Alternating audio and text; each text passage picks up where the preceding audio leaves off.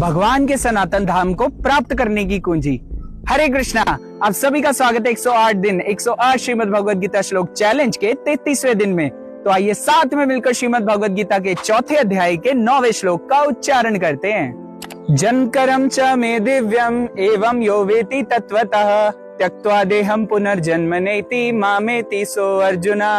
अनुवाद: हे अर्जुन, जो मेरे आविर्भाव तथा कर्मों की दिव्य प्रकृति को जानता है वह इस शरीर को छोड़ने पर इस भौतिक संसार में पुनः जन्म नहीं लेता, अपितु मेरे सनातन धाम को प्राप्त होता है। पिछले श्लोक में हमने पढ़ा कि भगवान अपने भक्तों की प्रसन्नता के लिए या उनके उद्धार के लिए अवतरित होते हैं, परित्राणाय साधुनाम।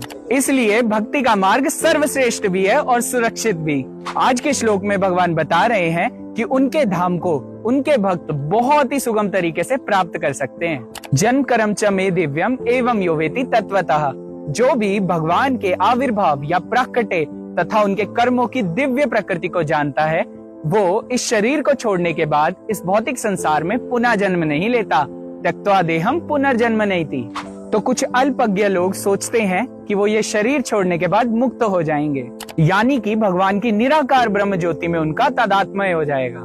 लेकिन ऐसा बिल्कुल नहीं है, क्योंकि भगवान आगे स्पष्ट करते हैं कि उनके भक्त उनके आविर्भाव तथा उनके कर्मों की दिव्य स्थिति को सिर्फ जानने मात्र से अपने इस शरीर को छोड़ने के उपरांत भगवान के उस सनातन धाम को प्राप्त करते हैं। मामेति सो अर्जुना। भव बंधन से जीव की ऐसी मुक्ति सरल नहीं है। निर्विशेषवादी तथा योगी जन पर्याप्त कष्ट उठाकर तथा अनेक अनेक जन्मों के बाद ही मुक्ति प्राप्त कर पाते हैं, और इतने पर भी उन्हें जो मुक्ति भगवान की निराकार ब्रह्म ज्योति में तदात्म्य प्राप्त करने के रूप में मिलती है वो आंशिक है और इस भौतिक जगत में भी लौट आने का भय बना रहता है। तो भगवान के इस शरीर की दिव्य प्रकृति तथा उनके कार्यकलापों को सिर्फ समझने मात्र से भक्त अपने इस शरीर को छोड़ने के बाद भगवत धाम को प्राप्त करता है, और इससे उसको इस भौतिक संसार में लौट आने का भी भय नहीं रहता।